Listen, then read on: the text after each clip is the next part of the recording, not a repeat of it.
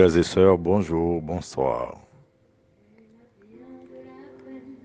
Nous manquerions à notre devoir si nous ne prenons pas un instant pour remercier le Seigneur pour ses œuvres dans notre vie. Nous serions ingrats de ne pas lui témoigner notre reconnaissance après tout ce que nous avons vécu durant cette semaine. À Dieu soit la gloire éternellement.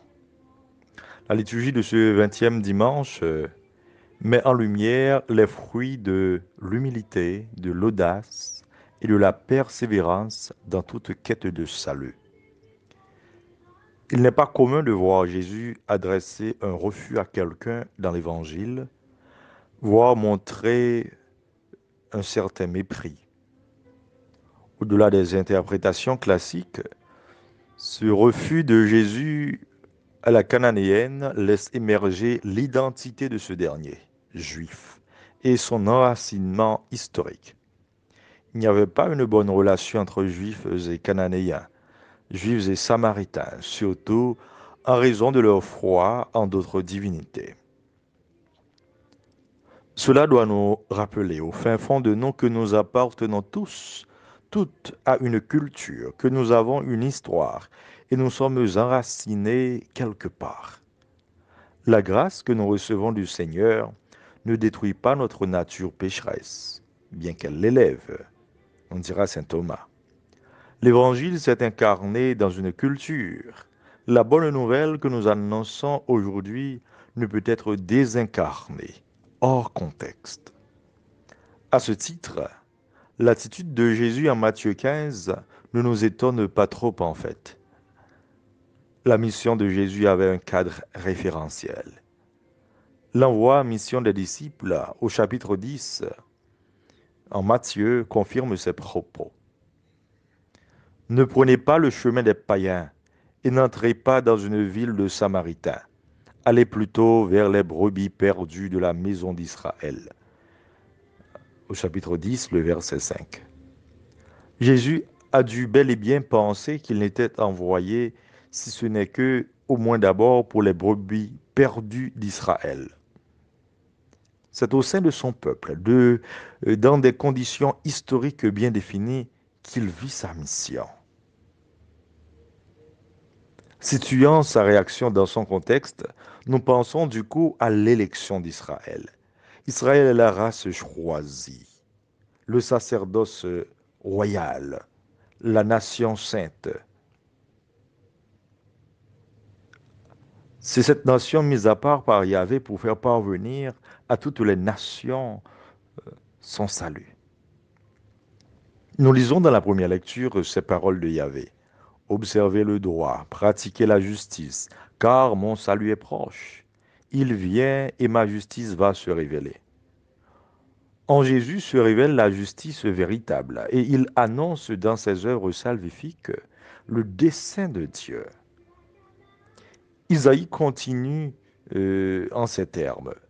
Les étrangers qui se sont attachés au Seigneur pour l'honorer, pour aimer son nom, pour devenir ses serviteurs, il les comblera de joie dans sa maison de prière. Leur holocauste et leurs sacrifices seront agréés sur son autel. En relisant la triple intervention de la Cananéenne, nous y voyons de l'audace et de la persévérance. Elle est surtout euh, en accord avec la parole de Yahvé. D'abord, une demande pertinente. Prends pitié de moi, Seigneur, fils de David. Ma fille est tourmentée par un démon. C'est un cri maternel. Nous pouvons signaler ici l'excellence de l'amour maternel.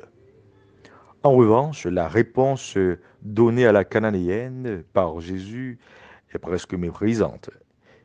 Il n'est pas bien de prendre le pain des enfants pour le donner aux petits chiens. Cela nous apprend, frères et sœurs, que la quête de salut est une aventure avec Dieu. Nous sommes tenus d'oser risquer nous adresser au Seigneur malgré nos limites, nos péchés, nos fautes, nos iniquités. Ces derniers ne nous disqualifient pas de la grâce. du salut. Au contraire, ce sont des étapes sur le chemin de la délivrance. Dans notre vie de foi, il nous faut l'audace de cette Cananéenne. Devant le refus opposé par Jésus, elle a ravalé son orgueil. Elle reprend: Seigneur, viens à mon secours. Il faut des fois s'humilier pour obtenir miséricorde et grâce. La femme ne se laisse pas démonter. Avec persévérance, humour et audace, et aussi peut-être parce qu'elle reconnaît la bonté du Maître, elle transforme l'image offensante en une image familière et domestique, en répondant: Oui Seigneur, mais justement les petits chiens mangent les miettes qui tombent de la table de leur maître. Épatant, épatant. Son humilité et son audace séduit le cœur miséricordieux du Christ. Frères et sœurs, Dieu ne refuse pas un cœur brisé qui se tourne vers lui. La compassion de Dieu ne peut résister à la misère de l'homme, peu importe son appartenance, peu importe son histoire. Jésus répondit: Femme, grande est ta foi, que tout se passe pour toi comme tu le veux. Et à l'heure même, sa fille fut guérie. En agissant ainsi, Jésus brise toute barrière à l'entrée et il anticipe un nouveau tournant dans sa mission. Nous compterons la guérison du serviteur du centurion romain, entre autres. Il faut tout aussi reprendre que le refus que va opposer les autorités juives au message de Jésus contribuera à ce volte-face, car son message sera accueilli plutôt par les petites gens. Le refus d'Israël ouvrira au monde la porte du salut. Saint Paul nous le dit si bien dans la deuxième lecture. Jadis, en effet, vous avez refusé de croire en Dieu. Et maintenant, par suite de leur refus de croire, vous avez obtenu miséricorde. De même, maintenant, ce sont eux qui ont refusé de croire, par suite de la miséricorde que vous avez obtenue, mais c'est pour qu'ils obtiennent miséricorde eux aussi. Dieu en effet a enfermé tous les hommes dans le refus de croire pour faire à tous miséricorde. Ainsi, frères et sœurs, l'Église devient la nouvelle Israël, la race choisie, la nation sainte, le sacerdoce royal. Et c'est au nom de notre baptême que nous participons à juste titre à cette élection, devenant ainsi fils héritiers de Dieu.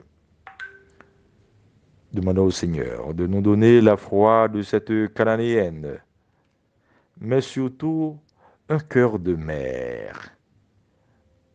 Demandons-lui de nous donner son humilité, sa persévérance, son audace, pour que notre vie chrétienne devienne repère et témoignage pour ceux qui n'embrassent pas encore la foi au Christ.